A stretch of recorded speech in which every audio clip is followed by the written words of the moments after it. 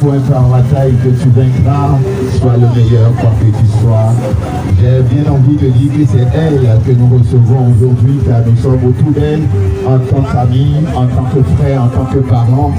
C'est vrai que c'est à elle que nous saluons, mais je voudrais déjà qu'on lui dise merci, en lui souhaitant bonne arrivée. Merci beaucoup Dada, merci d'être là, merci beaucoup. Yeah.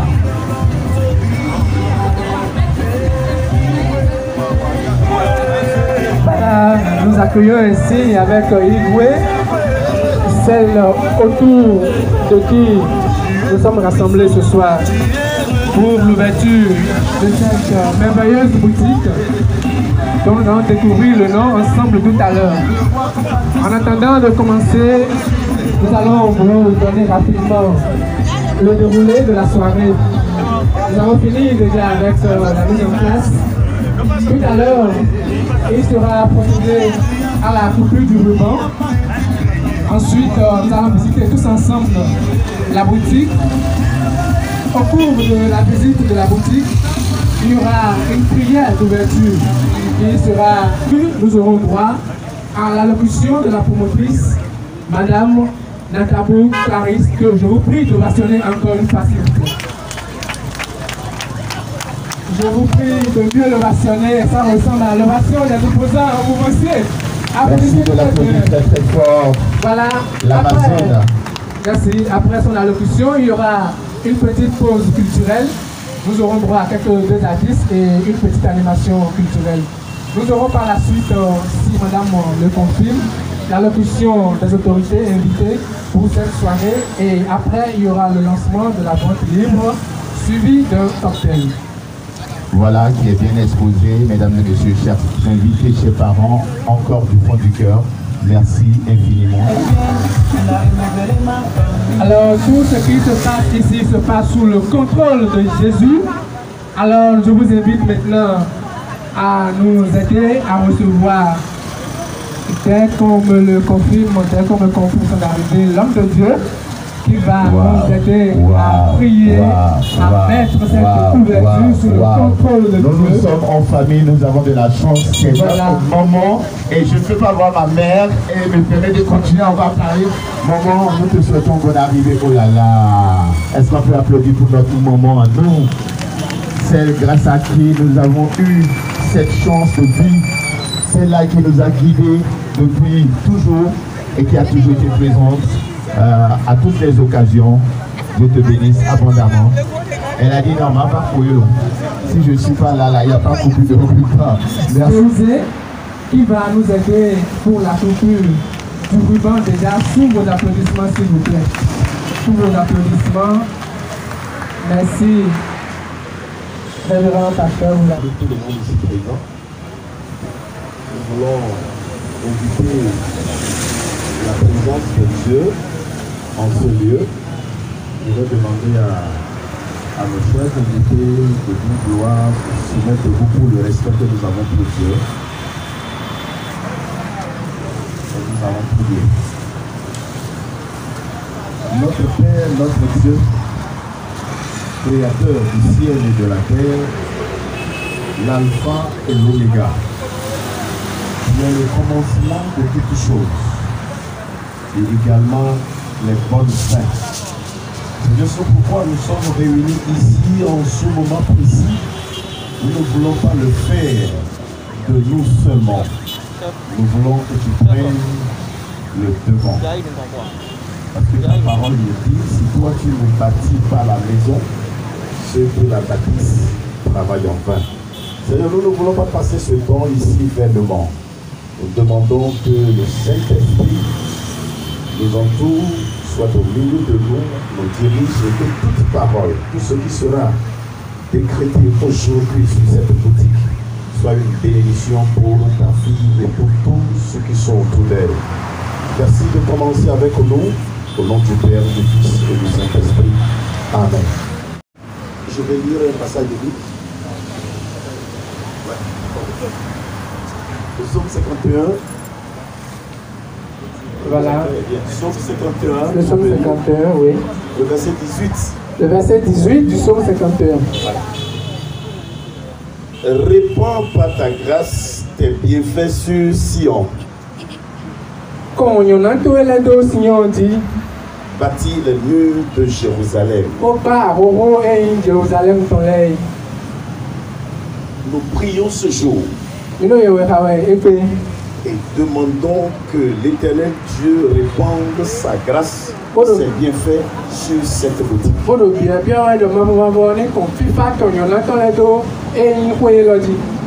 Et que en coupant ce ruban,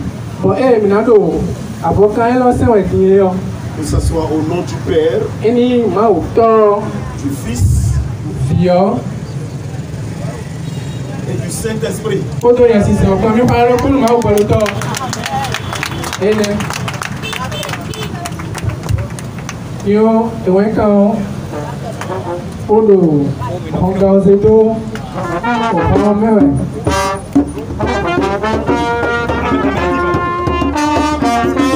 Et il y a le ruban que nous allons découvrir en haut.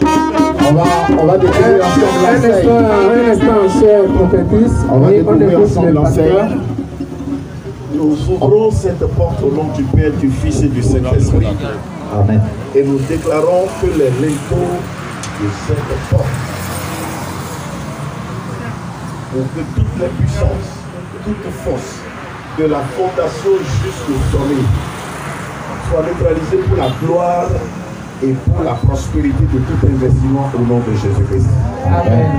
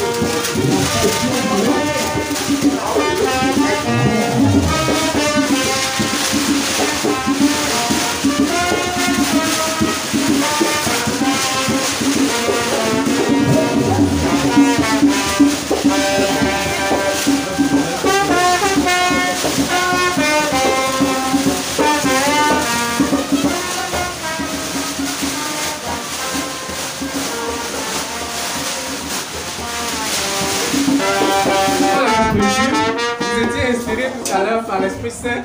Là, vous allez prier sur cette boutique. Et suite à votre prière, nous allons écouter l'allocution de Madame la promotrice. Et on pourra, ceux qui sont à l'intérieur peuvent finir la visite. Et on va continuer avec ceux qui sont dehors et enchaîner avec l'animation qui est prévue pour ce soir. Alors, le pasteur a la parole. Nous allons inviter les trompettistes. Merci pour la bénédiction de cette boutique. Voilà. Je vais juste faire un petit rappel avant de procéder à cette prière pour qu'il y ait de compréhension claire pour tous ceux qui nous suivent. J'ai dans ma main ici l'huile d'olive. C'est simple huile d'olive. Mais les déclarations que nous allons faire sur cette huile d'olive vont devenir une réalité qui vont affecter ce lieu. Dieu a demandé, excusez-moi, qu'on prépare l'huile d'olive qui va devenir l'huile d'onction. Ce que nous voulons faire maintenant, les activités dans cette boutique, ceux qui viendront et repartiront, tout ce qui a été investi ici, c'est maintenant nous voulons prier pour que l'investissement revienne doublement, triplement. Et que tous ceux qui vont venir ici soient satisfaits en sortant. Et que l'Éternel Dieu lui-même fasse la publicité de cette boutique. Amen. Et que sa gloire se repose sur la boutique. Amen. Nous voulons dire, si vous permettez, Maman Clarisse, par la puissance du Saint-Esprit, après l'ouverture de cette boutique, votre santé restera toujours solide. Amen. Non seulement votre santé, mais vos relations, surtout celles avec Dieu, restera toujours fluide et permanente. Amen. Seigneur, dans le nom de Jésus-Christ, toutes ces paroles que nous venons de déclarer seront libérées dans cette huile. Nous disons ce jour, en ce moment précis dans cette boutique, que le sang de Jésus-Christ est déversé dans cette huile. Amen. Le feu du Saint-Esprit est déversé dans cette huile. Amen. La vie et la protection de Dieu sont déversés dans cette huile. Amen. Et tous ceux qui resteront, tous ceux qui viendront, tous ceux qui vont gérer seront tous sous la lumière de l'Éternel Dieu. Amen. Tout plan de l'ennemi ne pourra jamais réussir contre cette maison. Amen. Tous ceux qui se dresseront comme ennemis essuieront la défaite sur les défaites. Amen. Merci parce que le sang de Jésus-Christ, le feu du Saint-Esprit, l'onction de la prospérité, de la multiplication, de la transparence, de la gestion sont déjà déversés dans cette huile. Amen. Et nous déclarons cela au nom du Père, du Fils et du Saint-Esprit. Amen. Amen. Voilà. Au milieu. Tout ce qui vient d'être déclaré, nous les attachons à ta vie. Amen. Tout ce que tes oreilles ont entendu, même si tu vas oublier, vont s'accomplir dans ta vie au nom de Jésus-Christ. Clarisse, nous te déclarons béni. Amen. Béni tout le temps, béni dans toutes les saisons, béni devant quiconque. Dans le nom puissant de Jésus-Christ. Amen. Amen. Il est très très important de rappeler une partie de la prière. Ce lieu est béni, non seulement pour la promotrice, mais pour tous ceux qui vont y mettre pied. Applaudissez encore pour le Seigneur. Parce que le pasteur a précisé que toute personne qui entrera ici sortira satisfaite. Ce n'est pas une satisfaite seulement par rapport à la beauté des tissus, mais c'est parce que la personne va sortir plus bénie qu'elle ne soit quand elle était en train d'entrer. Alors merci beaucoup, pasteur. Et merci, madame, pour cette opportunité que vous nous offrez. À présent, ce sera à votre attention, mais en attendant, je voudrais rappeler que autant cette boutique est une surprise pour la zone de Kota, autant la prestation artistique sera une surprise également, toujours en bénissant le Seigneur, mais en découvrant un artiste ou bien une artiste que nous avons perdu depuis un temps, mais qui refait surface, tel les WAS ont fait surface à Kota. Il s'agit de Dolan Tchamboido, que nous aurons le plaisir de recevoir tout à l'heure. Je sais que l'émotion est grande, surtout quand elle est mélangée de beaucoup de bénédictions, mais vous avez le devoir de nous dire quelque chose aujourd'hui. Je tiens tout d'abord à bénir le nom de l'Éternel. Il vient de me prouver une fois encore qu'il est Seigneur. Il vient de me prouver qu'il est le commencement, qu'il est la fin. Il vient de me prouver qu'il n'a pas changé, qu'il ne changera jamais. Il vient de me prouver que rien ne lui est impossible. Je suis tellement émue. Actuellement, il y a un sentiment mélangé de joie, d'émotion, de beaucoup de choses.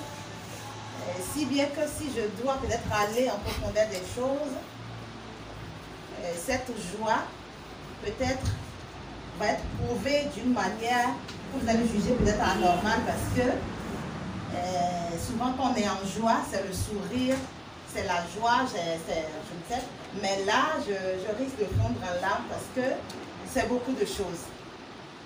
Je bénis une fois encore le nom de l'Éternel parce que ce n'est pas gagné d'avance. C'est carrément une grâce, c'est une faveur. Je ne suis rien du tout pour mériter ce que vous voyez là. Et avant toute chose, je vous souffle que la boutique n'a pas été louée, mais je l'ai construite moi-même. Ça peut... Le Seigneur m'a fait la grâce de construire ce que vous voyez là. Pour ceux qui entreprennent, savent que ce n'est pas facile de construire d'abord une boutique avant de la remplir. La remplir déjà c'est compliqué, mais là il a fallu que je construise d'abord avant de parler d'approvisionnement. Et si ce n'est pas le Seigneur de vous à moi, ce n'était pas possible. Ce n'était du tout pas possible. Il est merveilleux tout simplement. Et moi je profite de l'occasion pour vous dire, il faut vraiment lui donner votre vie. Il faut vraiment lui faire confiance.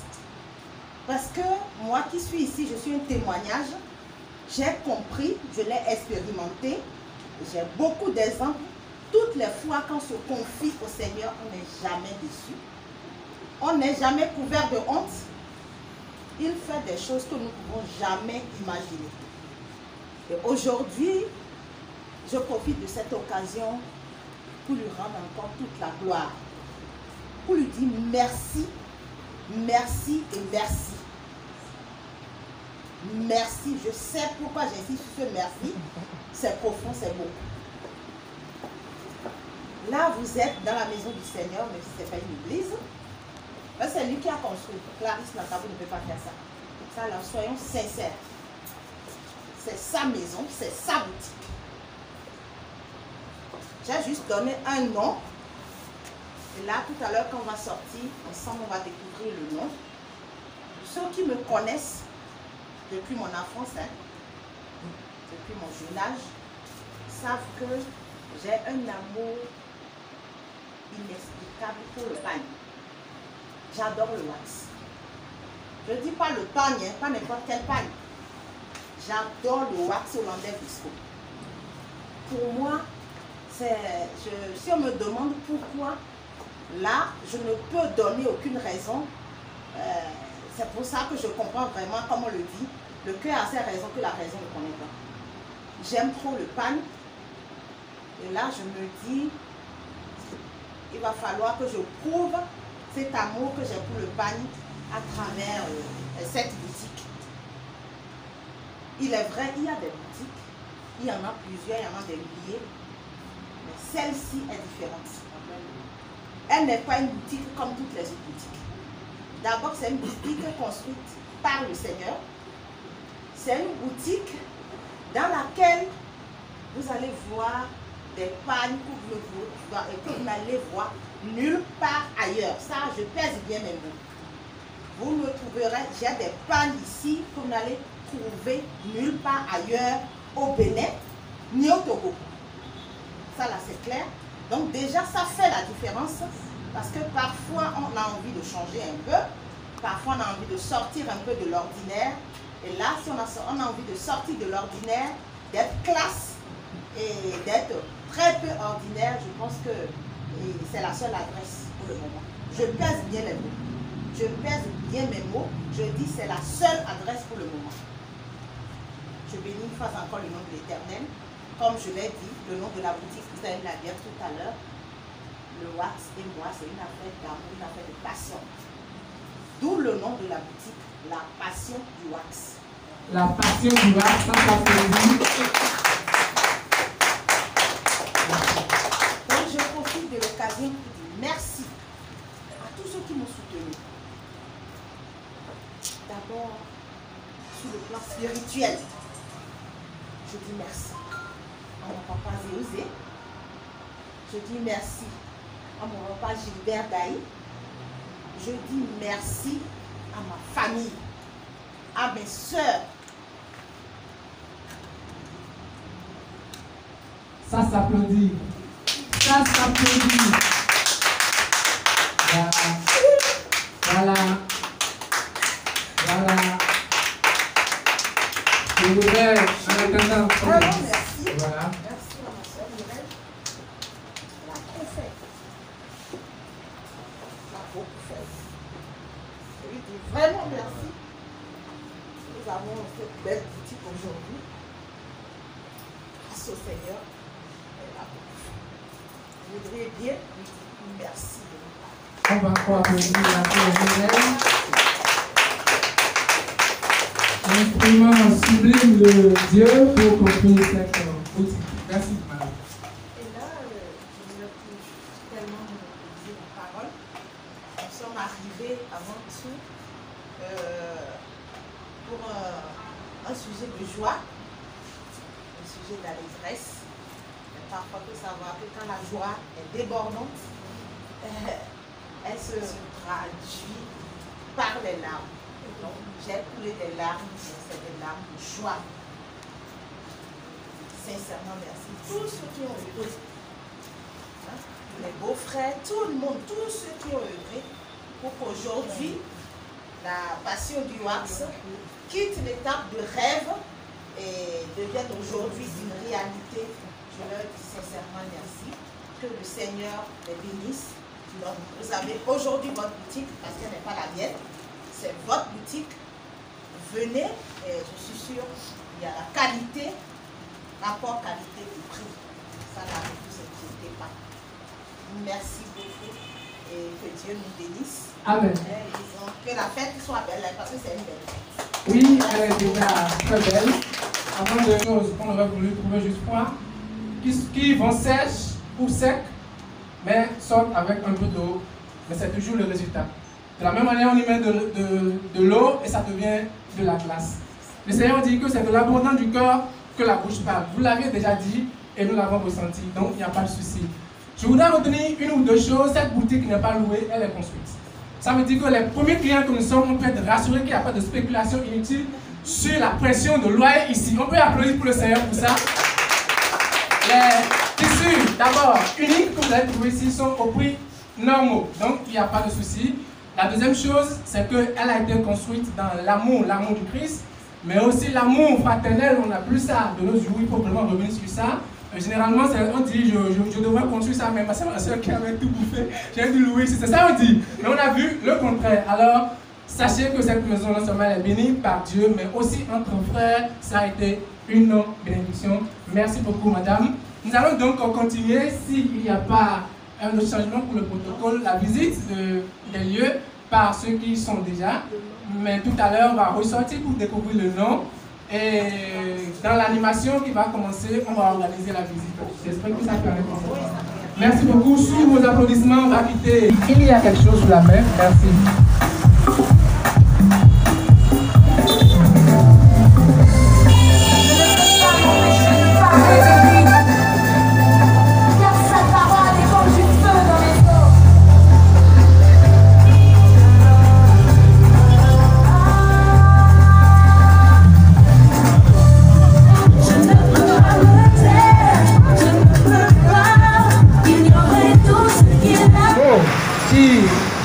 Cet amour, c'est la passion.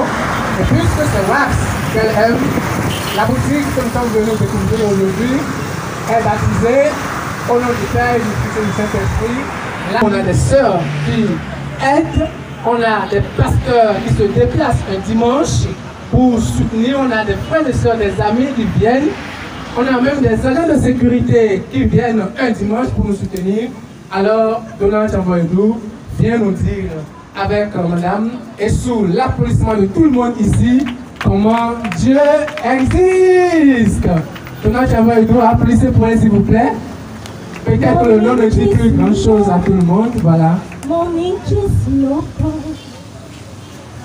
mon intuition, mon intuition, à la fille à l'hiver, à la fille à l'automne. I love you, I love you, I love you. Je dis bonsoir à tout le monde, bienvenue à tout le monde. Je ne savais pas que j'allais être là. Je pense que Dieu ne fait jamais rien au hasard. C'est pourquoi je suis là, parmi vous. Et j'aimerais demander à tout le monde de se joindre à moi pour venir, je t'aime mon mot, pour venir, Madame Clarisse. Ouais. Madame Clarisse, ouais. Est-ce que tout le monde peut se joindre à moi? Madame Clarisse, tout le monde, tous les invités, la famille, les amis, les clients. Ça fait plaisir de savoir qu'il y a encore des gens qui aiment beaucoup Dieu. Et le pasteur tout à l'heure, il a prêché quelques secondes, mais avec des paroles très émouvantes. Le Seigneur a déjà dit. Donc comme je disais, si vous aimez Dieu, devant nous, chantons pour accompagner Clarisse dans ce beau, vous voyez comment c'est beau dedans? C'est un grand investissement. Louons Dieu, bénissons le Seigneur, afin que Dieu l'accompagne réellement. Voilà.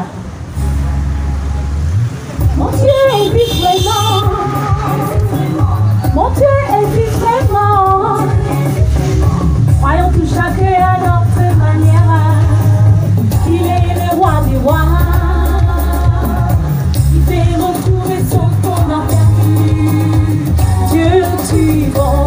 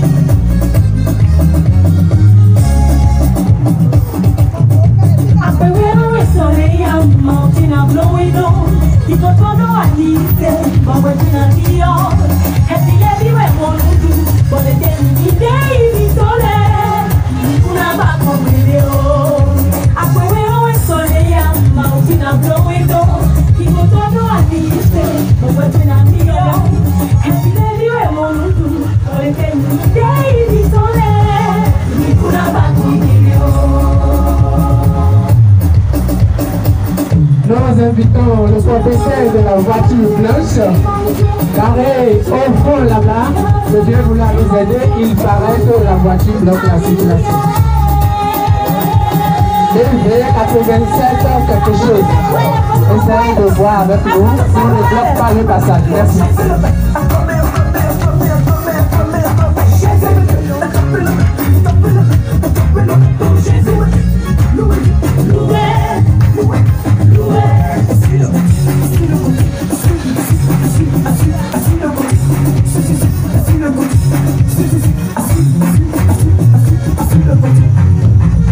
Jésus est bon, c'est un ami fidèle.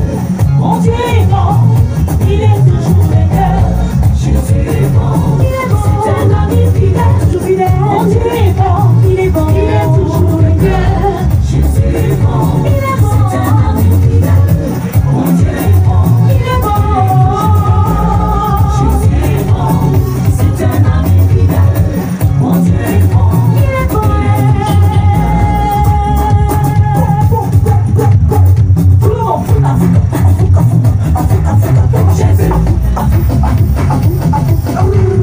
Jésus, il est le chemin et la vérité et la vie.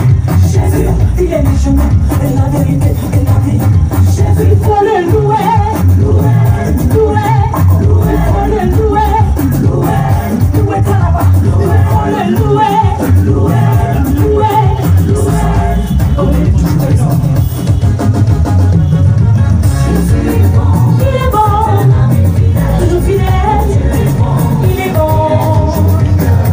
Jésus est bon, il est bon, mon Dieu est bon, il est bon. Jésus est bon, il est bon, mon Dieu est bon, il est toujours meilleur. Jésus est bon. Bravo, bravo, c'est pas fini, c'est pas fini. Je vais chanter mon Jésus pour vous. Elle dit qu'elle adore ça. Voilà. Merci, vous pouvez vous asseoir. Ici, c'est dédicace spéciale pour juste quelques minutes et on va continuer. Avec tout le respect que je vous demande, de bien vouloir se lever, vraiment pour partager cette joie avec Voilà, l'heureuse du jour veut que la dédicace soit commune à tout le monde. Voilà, merci beaucoup. Si vous avancez un peu pour que la vidéo soit beaucoup plus belle. Merci maman, merci. Mon Jésus il est, mon Jésus au bon, mon Jésus il y allait, mon Jésus il y coco. À la fille à l'île, à la fille à l'enfant, à la fille à l'île, à la fille à l'île coco. Jésus Christ, Jésus il a Jésus il a Jésus Jésus il a Jésus Christ, on dit à l'enfant, on dit à l'île, on dit coco.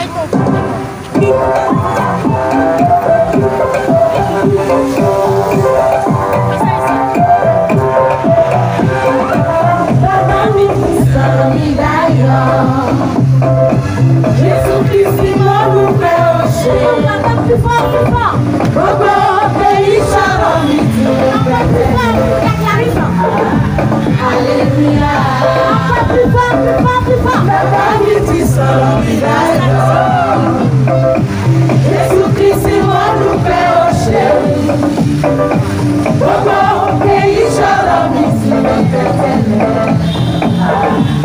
Alléluia.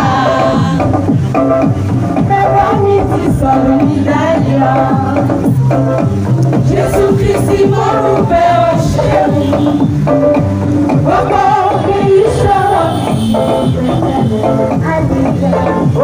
Alléluia.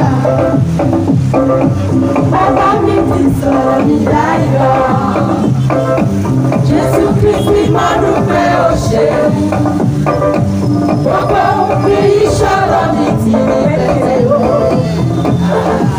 Alléluia.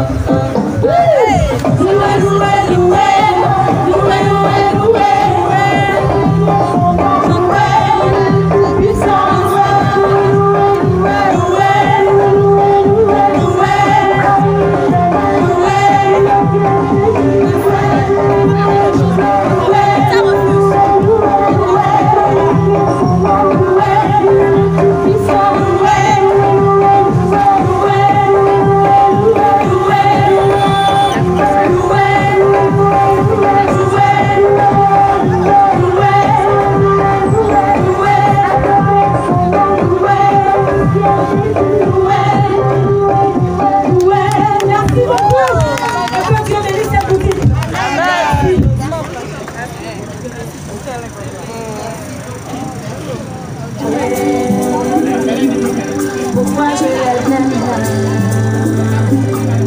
pour le magnifier, tu peux pas comprendre ce que Dieu a fait pour moi.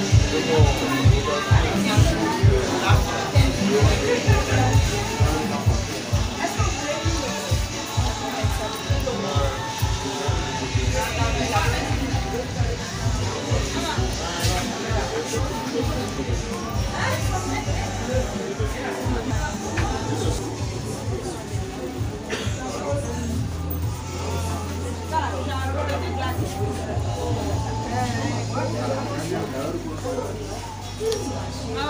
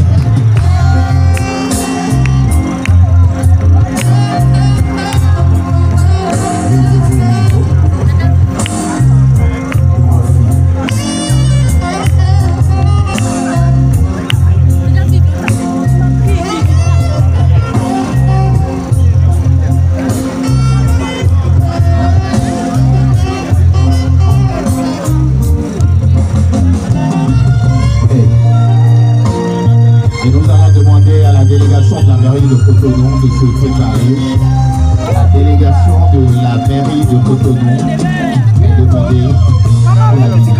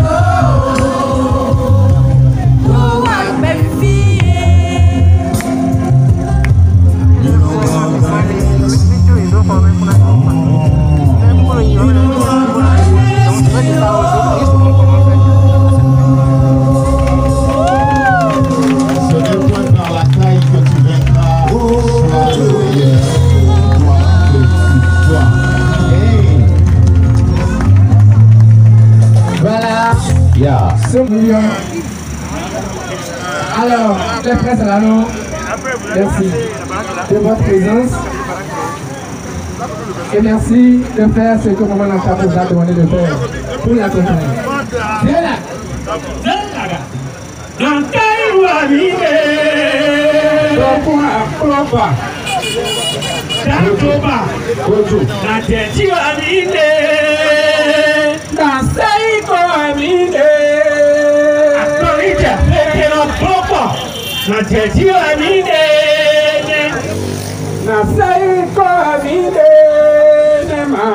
Alors, Atoko, oh, si a fait un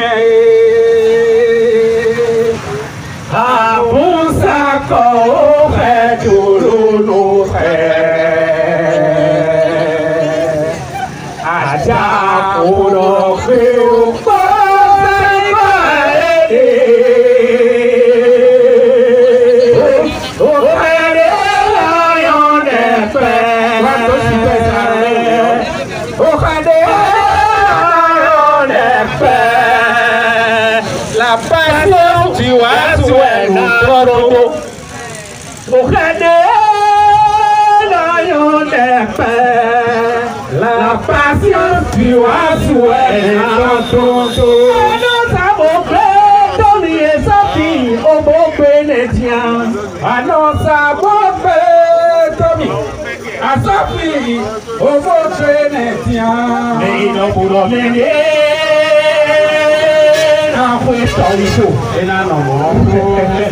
et ta visite, l'intérêt du couteau, le penou, l'intérêt du coup à bord, l'intérêt du coup d'ali, les quelqu'un, beaucoup, faire au coro, à court, faire au temps, et dati, popo, dati, sanko, dami, on a pour bon, qui t'a envoyé les télé, parce que on a pour faire au temps.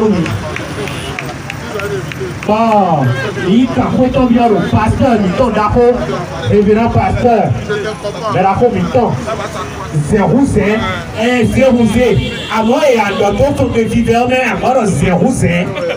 Zérouzé, il t'a bon que si toi aussi. À quoi on peut être Zérouzé? Il y a quelqu'un qui va le Zérouzé, tout à fait. Ragadamassou, Ponto, qui dit qu'il est vrai que le jour d'attend. Ah, c'est dans la temps. Ah, comme maman.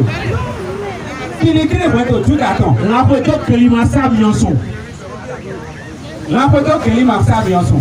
Yae dans sa cour, mais dans sa cour, ça n'a pas de yae dans les fonds, mais quand il va petit va yae tout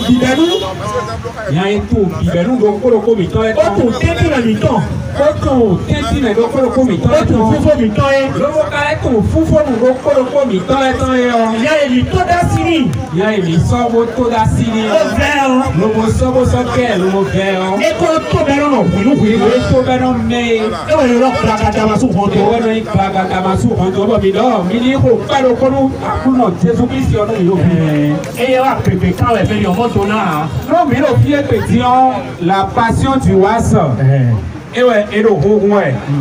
Bon, Minon, ça là, Minon, le candy, Minon, le candy, bon, Minon, d'autres tigans, bon, on voit d'autres tigans, beau, même un tigan flex, et un faux, bon, il en sort pour ça, nous, il a quoi d'abord aussi à l'origine, nous, on a fait nous, bon, Minon, tout pas autant.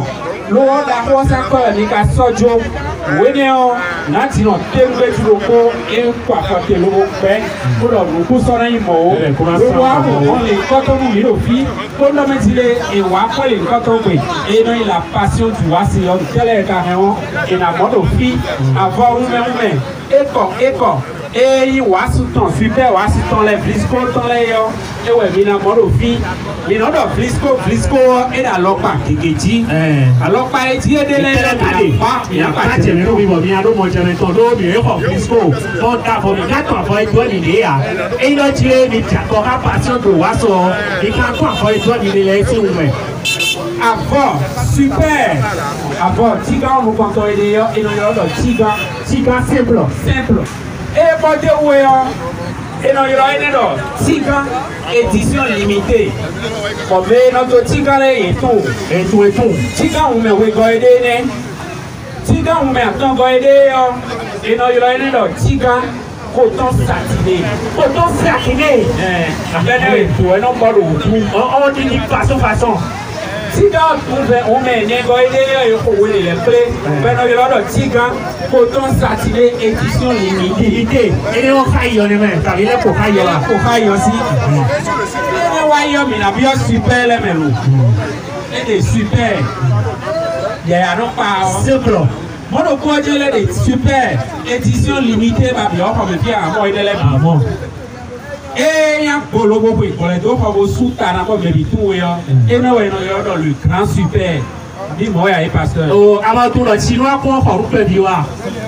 Et néanmoins, il faut des gamme. Et on se met au gros Highlander. Oh, et le biwa pire Highlander, mais on vous le grand oiseau. Et puis, non, le fille bien. Moi, le quoi dire, mais non, mais non, pas un riche. Et à tout le monde, il y a un minano, le concours, les mélacotis, pas encore les deux donc. Et on fait un moment. Et non, à part la toile, comme on m'a dit, on y a, après on m'a dit, lui aussi, basé le diable en fond la toile. Ma toile, la toile, tu as noué, et toi, mais les soins, on quoi de hier. Donc, mais vous m'avez pour toi, on va dire à quoi nous est. Et non, à tout le monde, il est bon, à mon nom, de vous, s'il te plaît, tata, à le numéro, tu vas aller. Vous voulez le numéro? Oui, tiens, on doit y aller. Le pressé, envoyez le numéro, tiens. Et tout le monde, on y attend les mains. Oui, tu peux les laisser, tu peux, oui, ça, il a tiré Milanchi, il est comme ça, il va comprendre, il est en train de dire, il est réformé, ouais. Et le milieu patient de Wasson, il a tout le ramon coton, et où est nous, faut le voir, comme il tombe, Jésus coton, et midaï, Satan, il coton, et midaï, patient de Wassoua pour un carlos, et où est tout à pata. Passé et où est-ce Ede, ya oko wetere, ya katia, ewe afata. Bankole ewe afata. Ema wetiro. Ewe bo. Emi odudo no mi yo tika edele mi amo bi ofi. Trala mi bi o mi amo lazy. Lazy akwaja kwen tole lazy. Mi na bi o mi lo jire mele tan kakabo kan to tolofi. Abie kan keke tolofi lo bi o ko ilo me wetin lo bi o me jo mele hame. Ene. So bi o modo die yo. Et quand tu m'as nous non, yémen et non pas fait sur les hommes il est bas au fia. Mais les temps si fia il faut promener mais je me vais non mais oui. Moi le quoi j'ai mis la porte table et coller au fi tralao quand vomitant et blo le bouquina là yo ouais non mon au fi. Si place moi nous boire moi y a belle le bon bien ça donc ouais.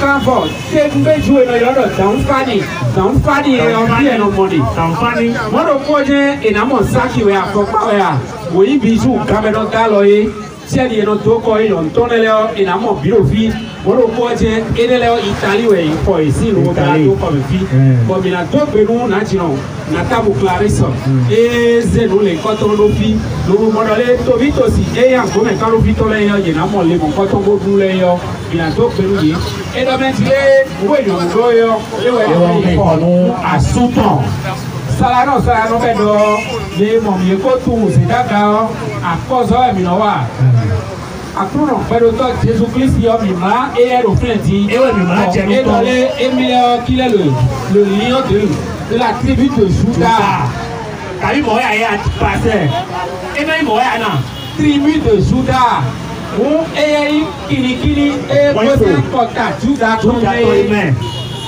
Ene wadi kade lo fibo da Afrika beji. Ene so ka lo le mi so to da patre emi to na iku pa TV. O ka le to so peji lo ji si to e poto no to e poto nu emi na wa da pe no e. U na ti no e na tabu Clarissa yo. Na ti no e do suko be ti trae e we mba ro mi kekele mo pata yo na ti no e ke pon olile kokona e no le vo e ko nu o. Il a plein de filles quand on l'a mis. Exemple, il y a plus de lendemain avec aux ans.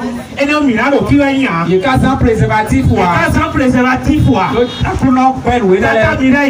C'est bon, il faut natino pas si peu vivre le corps natino mitanomi. Et que tu vas si pas le corps natino. Maman, Ali Haïti, Nataou, Clarissa, et Poato, Haïti, et puis bon, les coton le parti natino. Natino Haïti. Comme on sort, mais on comprend. Oui, c'est bon, il y a pas si peu et donc, au second du voyage, même moi, on y peut émanciper, mais aussi, ah oui, c'est toi qu'on nous voyage, oh, maman, ah oui, c'est toi qu'on nous voyage, son amour titi, ouais, les danas de Pounotio, aïe, oui, vous l'avez mis, mais oui, là, à Pocoloso.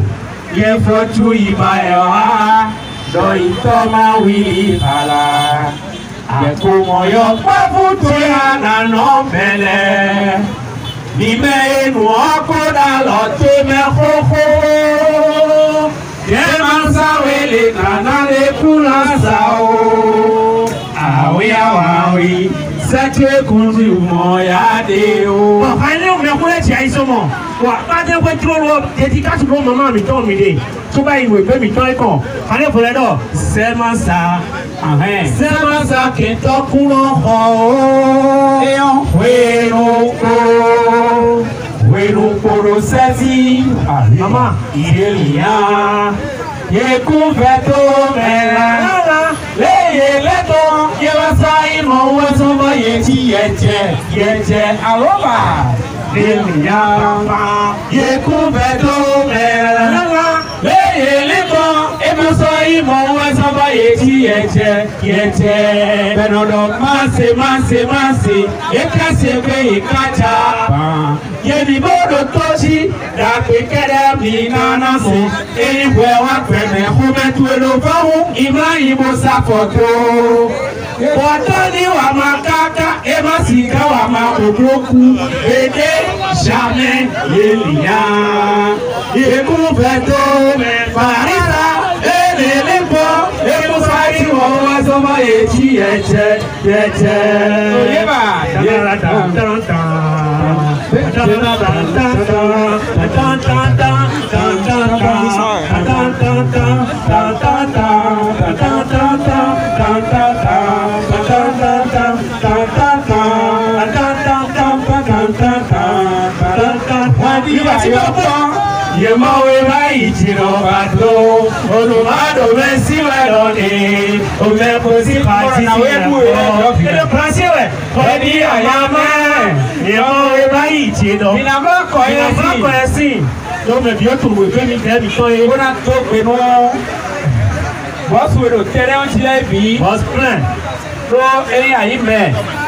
Lobonu après mala sito et abonu amolameo. Et tu as meilleur peur et non fait où? Bro, bro, viens ici, wapi. Bro, donc mais tu tournes le doigt avec coco, ton méon. Il y a le coco bien fait, on m'a dit, mais non, boss ouais. Boss ouais. Boss non il a été. Alors d'accord, ok, tu es aussi boss ouais, il doit faire côté mais. Ah bah le quoi, bro ouais non. Bro ouais non. Ah oui, n'a quoi mais doit. Mais doit mais on signe de quoi? On a pas quoi ici, et donc tu et la mano pe abono ali ukaka wo tie pe mo abelo pe atome o ma oglobo nu aiho keke toy o salili do po je ko wan je wu ko te ko je wu yele ye male Dieu peut tout. Dieu seul suffit. Qui c'est l'avenir? Qui c'est l'avenir? Qui toi ma porte? Et cahier vous connaissez nos monnaies et il me dit le mot du tout leur indice il attend il me dit de quoi? Oh, national mono. Mais les gens quelqu'un mon laisse moto si pédé où? Si attends. Il est au bon mais mon gars ton micro mais les moto et tu as mis moto il y a pas pédé à moi moto si pédé quelqu'un ton ma pas ya tu pas il a vidéo comme nous ma pas ya on fait il et mi le si de quoi? Bon, va mon moto et là il faut faire demain. Et donc nous les soins ils sont moyens mais quel est leur la bonne nous est beaucoup alors on a quoi dans 50 ans on va aller dans 50 ans tu vas à coup 100 ans après avant vous faites ouais non sortez mais bon vous pouvez dire ben assez cool OK oh mettez là et alors toto quoi traitement pour un pasteur donc pas oui toto quoi docteur des soins non y met sur rendez-vous Tata Mireille va bien, yo bien toi capé mi. To national Clarisse Afia. Tata Mireille, akai amono we to ko yo edu soya to we no wa. Bomando, popo ipolite we no je imoro idelo. O popo iya se no je. Edi adanu we san san we ko we pada. Lo ta mi to. Odo lo ta to ya. Lo ta mi to. E lo pa ma he pe to ko ya ye so yi me ko to kan. No no, ba ko le ko igbe o rendez-vous e sur rendez-vous. Et de place VIP no so ide do. Peni. E gossip bank we. Ye pe alo mi ne. Ah, ye pe alo mi ne do kuno. Na pa lo to ero fi. O ma bomo so mo an so joko so agbo so ami sana bi ona mi desi abi iye to pepe fi ave ndo mere na ko fi wo ti lo mi mi sa do passion to wa su sin tabe ti ma je ko fi bi en ale fun ko fi bon ka do lu do bi e we nu enye do aso de iwe yo da yo ko le so pe ado mu pe no de je lo pe do fe bi ko e ko no no ka bo aso me yo mi de su mi go tu lo D'ailleurs, et donc à le son est pas bon, et le monsieur Denis est ici pour y aller au dos. Nous, monsieur Kobaye est au Denis, il ne bon pour me là pour le cas aux coups. Il y a donc oui, le comment tomber dans la moto, ça ou les nina, et il doit y aller. Ici, dans le son, il est tourné le bonheur. Il est soumis tout le monde. Il est là, il est tourné au milieu, alors ça va mener tout le monde. Et pour mener là, il est petit, il y a un grand médaille. Et on est. Ça vient donc pour me voyer à sommet. Le beau drapeau pour voir. C'était un lundi. Pastor. Oui, j'ai fait un peu de tout. Et bien, tout le monde. Et bien, comme les combats. Et non, la leçon. Bon, ici, faut patienter. Aujourd'hui, c'est pas papa. Aujourd'hui, c'est pas papa. Donc, pasteur, même si vous ne levez pas votre poids, je vais venir jusqu'au bout. Je vais venir jusqu'au bout. Ou bien que je vienne en même temps. Aujourd'hui, c'est pas papa. Pas papa. Le coup,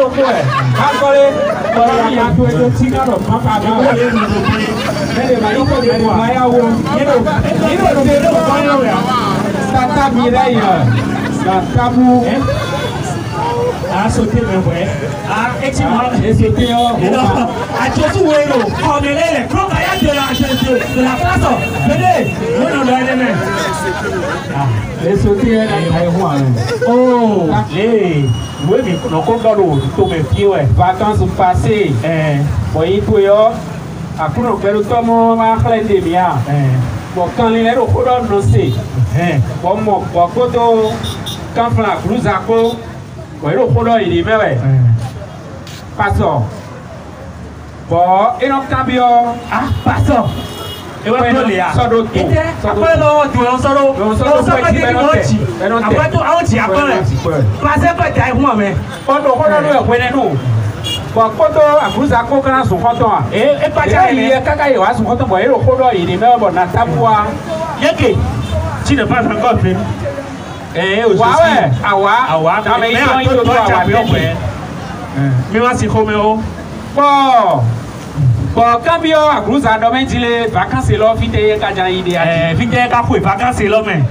Alors, on peut m'envoyer partout. Mais sur Porto Novo. Mais pourquoi? Alors, moi seul. Et le bâton terre. Et le piquet. Et le ticket. Quand il moi seul. Donc, je ne peux pas aller là-bas. Donc, mais alors, vite, quand la vie a miné le fil, on a sinon un tiers de l'État, et là, on a mis la côté. On a mis la côté à Togo, et là, on a mis à dit quoi, tu vois, on met des lèvres, mais après, nous avons clé, on a nous d'accord, ou le fil, on a oui, Ali. Maïk Benoué, Seche. Maïk Benoué, Amen. Maïk Benoué, bébé chou, mais pas si pas le corps de bébé chou à nous.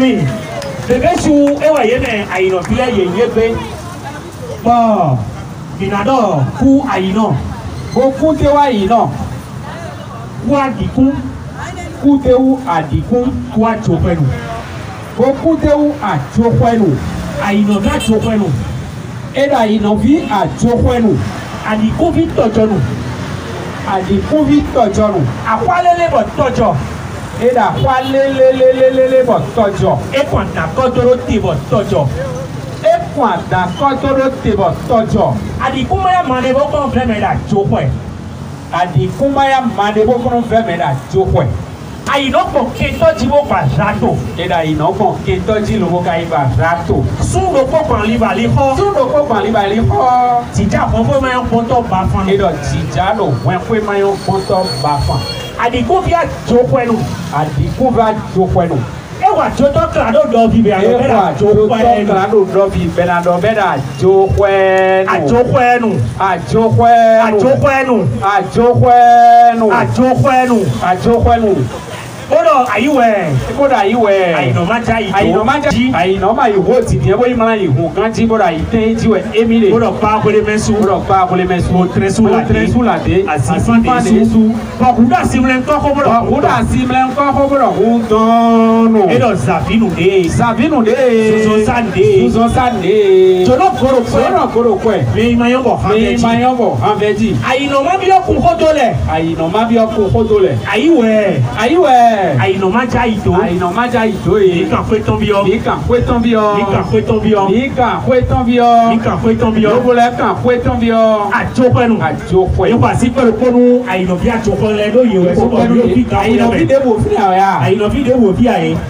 O e itan logo iye tan. E bro su ado ko a. Akote nu ka iwe ba tu. Ba tu ye so mo. Akote ka nu e. Akore te. Akore te ye.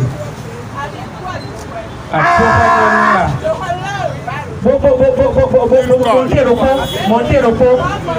Bono fine mi ako mala we kondo lwa ko ewu. Abantu do beja suto we bono ya. Asuto we kondo wa.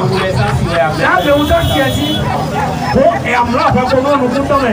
Abo mala me la ko pere ya. Santo paso. Benele nu paso. Alopade. Alopade. Si na me mo ka susuni. Ona me. Bona do ku we kondo. Adiko e mi amla ko. Mi amla. Do tata ka. Sir to e. Yeto bije ko yo le pe ati wo ne ka go bi do yo le pe so mo. Ko do ku ayino. Wo ku te wa ayino. Ku ajo pelu. Ku te wa jo pelu. Ayino bi ajo pelu. Elo ayino bi ajo pelu. Adiku bi tojo nu. Adiku bi bo tojo nu. Eko adanko to te bo tojo. Akoko abi danko to te bo tojo. Akwalele bo tojo. Akwalele bo tojo. Adiku ma le bo ko be me da jo pe. Adiku ma ya ma le bo be me da jo pe. Epa toto klati bo iba zato. Epa toto klati bo iba zato bo bina mla bo ko no be la so me bo yi. Bodo ku kwa koru. Ku de u kwa koru. Ku sato nu. Logo ku de u sato nu. Wa ko bi ke nu. Edo wa ko bi ke nu. Ala da tato nu.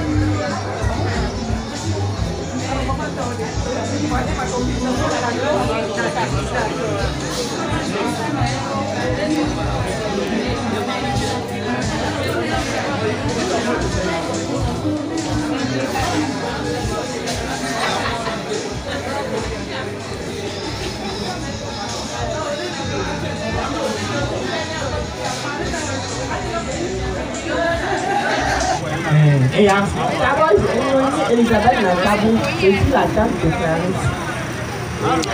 Comme vidéo, mais j'ai l'habitude de vous voir dans les vidéos et que je vous vois personne aujourd'hui là. Vis-à-vis devant le client. Voilà, je suis mieux contente.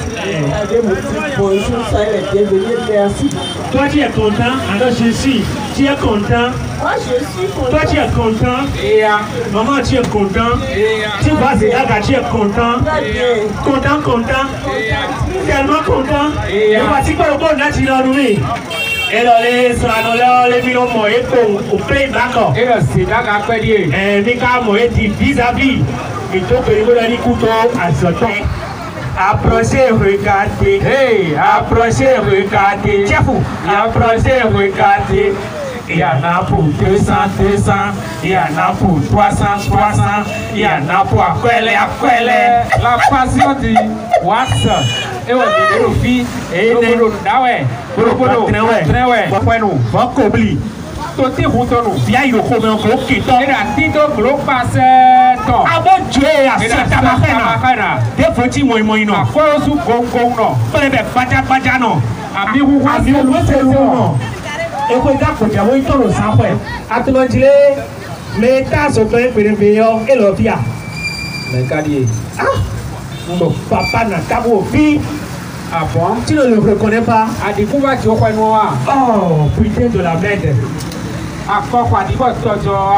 A dit comment m'a dit qu'on fait mais la chocolat là le fille. Et le fille bon, mais la quoi? Il a 6 content. Bon, il a 3 chapés. Il a 4 chapés. Il a mlengo, yanyo, et 2 chansons. Pour le talabé, pour 7 tombous. Moi, il y a des 7 cadeaux. Il y a des. Mais à nous, vous faites tellement de cadeaux pour nous faire et qu'on nous met tomber nous et à vous qui quand vous êtes au bout de mer. Oui, moi, il demande, Kakabo, Clarisse, les ados, nous les cotons, et bien, pour nous faire le temps, et minato, bina, Kakabo, yeme, lobo, yeme, mobilier, les abois, et continuer à donner, yeme, oui, moi, et il fait le quoi, sinon, Adam, ouais, il fait vidéo. Yeah, mais sans les ados aussi, ils vont les voir. Tu donnes des guillemets, il y a un Christian, il est très fatigué. Il a plein, il est content. Eh, ah, il y a un ami. Oh, et on fait quoi, bro? mais on peut dire et le mot parfait ainsi mais quoi ça après maintenant la seule autre pourquoi bon na yon ko doit na non peut sortir et non le bénédiction yo après yo lo dit tu vois tu peux le côté mo yon to mai benwe lo seche mai benwe to ya iwe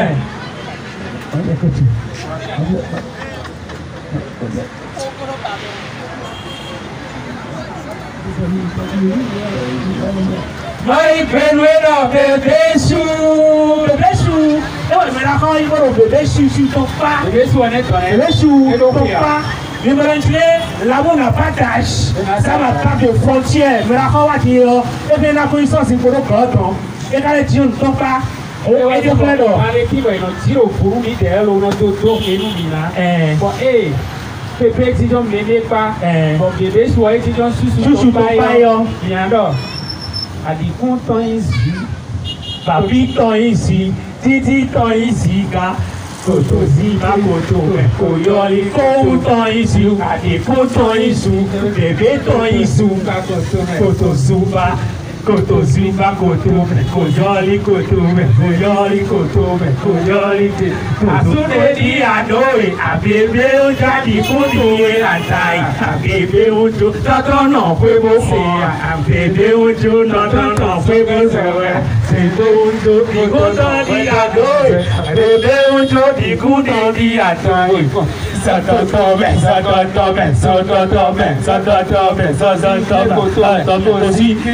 Content ici, quittant ici, koto zimba, koto zimba, koto zimba, koto me, konya, koto me, konya, koto me, kozi, koto me, koziga, koto me, koziga, koto, rucho, aniku ase, eporo,